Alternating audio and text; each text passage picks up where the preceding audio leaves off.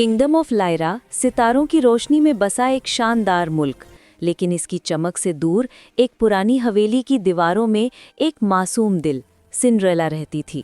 उसके वालिद के जाने के बाद हवेली पर कॉन्टेसा वेला और उसकी मगरूर बेटियों जीनिया और मोनिका का राज था और उनका सुलूक बहुत सख्त और जालिमाना था। सिंड्रेला की जिंदगी सुबह की पहली किरण से शुरू होकर शाम के ढलने तक न खत्म होने वाले कामकाज में घिरी रहती थी, जहां सुकून और आराम की कोई गुंजाइश नहीं थी। लेकिन हर अंधेरे में रोशनी की कोई वजह जरूर होती है। वो रोशनी थे उसके वफादार दोस्त, होशियार तोता मिट्ठू और चंचल गिलहरी चीकू।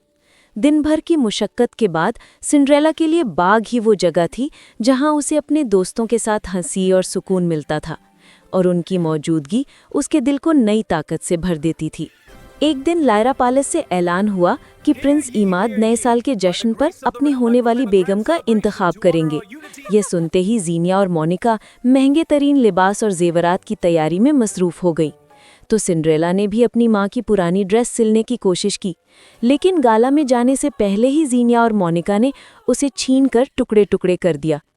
अपने महंगे तरीन लिबास में वेला परिवार ने सिंड्रेला को उसकी मायूसी में अकेला छोड़कर ऊंची हंसी के साथ पैलेस की तरफ रुख किया।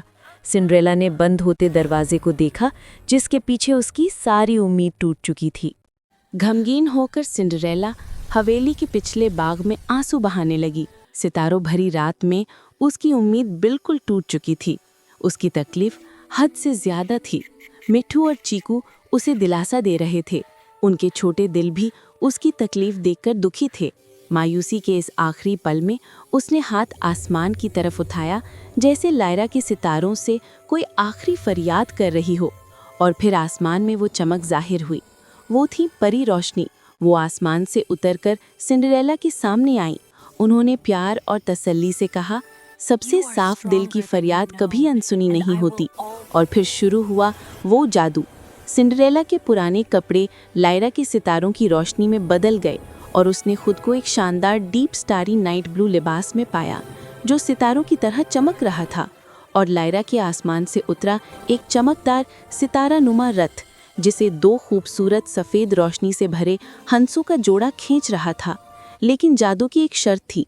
परी रोशनी ने आहिस्ता मगर सख्ती से चेतावनी दी, बेटी, ठीक 12 बजे जब लायरा क्लॉक टावर नए साल का ऐलान करेगा, ये सब खत्म हो जाएगा।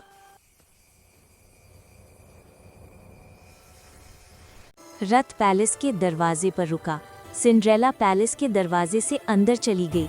जब सिंड्रेला ने अंदर कदम रखा तो दावत में मौजूद हर शख्स ठहर गया। सिंड्रेला बहुत खूबसूरत लग रही थी।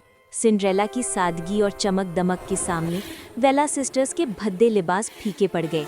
कॉन्टेसा वेला और उसकी बेटियों ने गुस्से से उस अजनबी को देखा, लेकिन वो उसे पहचान ना सके। लेकिन प्रिंस इमाड की निगाह उस अजनबी लड़की पर जम चुकी थी। वो उसकी खूबसूरती और उसके लिबास की सितारानुमा चमक से बिल्कुल मुतासिर हो गया।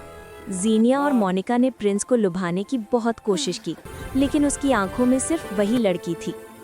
प्रिंस ने बेचैनी से आगे बढ़कर उस अजनबी हसीना को रक्स के लिए बुलाया।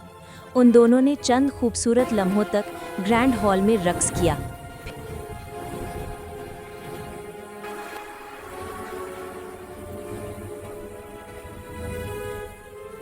फिर प्रिंस ने उसे आहिस्ता से पैलेस की एक खामोश बालकनी की तरफ बुलाया।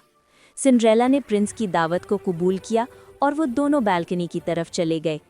लायरा के सितारों की रोशनी में वो दोनों एक दूसरे के सामने खड़े थे। प्रिंस इमाद ने नर्म आवाज में पूछा, क्या आप वही हैं जिनका इंतजार मुझे लायरा पैलेस में बरसों से था? सिंड्रेला ने शर्माकर मुस्कुराया। वक्त थमा सा लग रहा था। प्रिंस इमाद को ऐसा महसूस हुआ जैसे वो बरसों से इसी लड़की की तलाश में था। वो खुशी और मोहब्बत में सब कुछ भूल चुकी थी, यहाँ तक कि परी रोशनी की चेतावनी भी। और इस खूबसूरत पल में लायरा क्लॉक टावर की बड़ी सुई आहिस्ता से 12 यानी कि 12 की तरफ बढ़ चुकी थी। अचानक लायरा क्लॉक टावर की घंटी पूरे पैलेस में तेजी से बज उठी। ठीक 12 बज चुके थे। सिंड्रेला को परी रोशनी की चेतावनी याद आई और वो प्रिंस इमाद को बिना कुछ बताए दरवाजे की तरफ भागी। प्रिंस इमाद ने उसे रोकने की कोशिश की, लेकिन वो हवा की तरह पैलेस से निकल गई। हॉल की सीढ़ियों पर तेजी से उतरते हुए उसका चमकदार सैंडल वहीं छूट गया। प्रिंस इमाद ने वो चमकदार सैंडल उठाया। वो समझ गया कि वही सैंडल उसकी अजनबी हसीना को ढूंढने का अकेला जरिया है। उसने उसी वक्त ये ऐलान किया कि जिस लड़की के पाँव में ये सैंडल ठीक आएगा वही उसकी होने वाली बेगम होगी। अगले दिन पूरे लायरा किंगडम में वही सैंडल हर दरवाजे पर ले जाया गया। हर किसी ने सैंडल पहनने की कोशिश की ताकि लायरा की मलका बन सके। वेला फैमिली वापस हवेली लौट आई। जब सिपाही सैंडल लेकर वहां पहुंचे तो जिनिया और मोनिका ने जल्दबाजी में उसे पहनने की नाकाम कोशिश की। सैंडल बहुत छोटा था। प्रिंस ने कहा, अगर घर पर कोई और भी है तो उसे बुलाया जाए। कॉन्टेसा ने कहा, सिर्फ मेड है। सिपाहियों के जोर देने पर कॉन्टेसा वेला ना चाहते हुए भी गुस्से में आकर सिंड्रेला को उसके कमरे से घसीट लाई। उसे पूरा यकीन था कि वो सैंडल इस मामूली नौकरानी को कभी फिट नहीं आएगा। जब सिपाहियों ने वो छोटा सैंडल सिंड्रेला के पाँव में रखा तो वो आसानी से फिट हो गया। सिंड्रेला ने अपना दूसरा सैंडल निकाला और दोनों सैंडल्स एक साथ पहन लिए। प्रिंस इमाद ने उसे पहचान लिया। प्रिंस इमाद ने एक पल भी ज़ाया किए बिना खुशी से आगे बढ़कर उसे गले लगा लिया, जबकि वेला फैमिली गुस्से और जलन के मारे वहीं ज़मीन पर गिर पड़ी। लायरा पैलेस में प्रिंस इमाद और सिंड्रेला की शादी हुई। वो दोनों हमेशा के लिए एक दूसरे के हो गए और उन्होंने लायरा किंगडम पर खुशी और मोहब्बत से हमेशा के लिए राज किया।